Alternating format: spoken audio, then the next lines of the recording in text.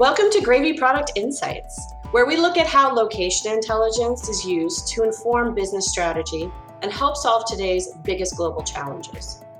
In this episode, I will introduce you to location data forensics, a feature that can save your team time and money when they're getting data ready for analysis.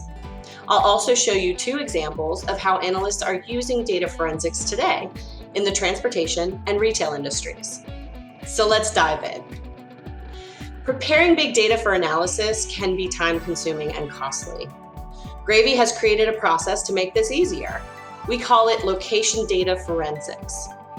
In this process, Gravy filters and flags location signals by origin, accuracy, and other key characteristics. These forensic flags give you the ability to quickly pare a large data set down to exactly what you need. Gravy provides over a dozen forensic flags that deliver signal-level detail on everything from whether a mobile device was traveling by vehicle or by foot, to the additional factors that may have affected the accuracy of a signal. So now that we're familiar with what location data forensics is, let's look at a real-world example of how it was used to analyze movement patterns between Target's domestic supply chain locations. This analyst started with Gravy's observations data and filtered it by the likely driving flag. This flag shows that the signals came from a device moving fast enough to be traveling by vehicle or train. Using only likely driving signals, the analyst could map the activity and relationships between each stop along Target's distribution routes. They could also understand travel times between stops, as well as determine from which domestic port the freight originated. Here you can see the stops plotted along each freight route and actually trace the path of Target's shipments from the Port of Virginia to regional distribution centers throughout the eastern half of the US. This type of analysis could help alert Target's supply chain managers to anomalies in traffic along these routes and catch major disruptions sooner. Now, because of the broad area that this analysis covers, this analyst chose not to only use signals of the highest accuracy.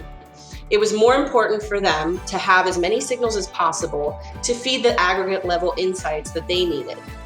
So in this instance, the analyst used the likely driving flag in addition to location signals flagged for any accuracy range, which are identified by Gravy as high accuracy, moderate accuracy, and low accuracy flags. This is important to note because if a researcher is analyzing traffic within a smaller area, say a retail shopping mall, they would use a different combination of flags. Here's another example. A researcher analyzing foot traffic for the Mall of America wanted to understand human movement within and into the building, rather than any kind of activity on the adjacent roadways. To focus solely on pedestrian traffic, this analyst excluded any location signals flagged as likely driving. Here you see a heat map of what that analysis revealed, showing areas of high foot traffic and concentrated movement, which could be further drilled down to food courts, mall entrances, and anchor stores. Because they wanted to observe foot traffic between different areas of the mall, they also chose to include only location signals flagged as moderate accuracy and high accuracy. For this smaller overall area, signals with the low accuracy flag were not used. From this analysis, the researcher was also able to graph and clearly show the foot traffic patterns at Mall of America over time, between December 2018 and March 2021.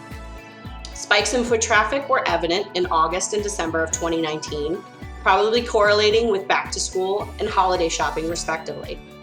Here you can also see a dramatic drop in April of 2020 at the onset of COVID-related shutdowns.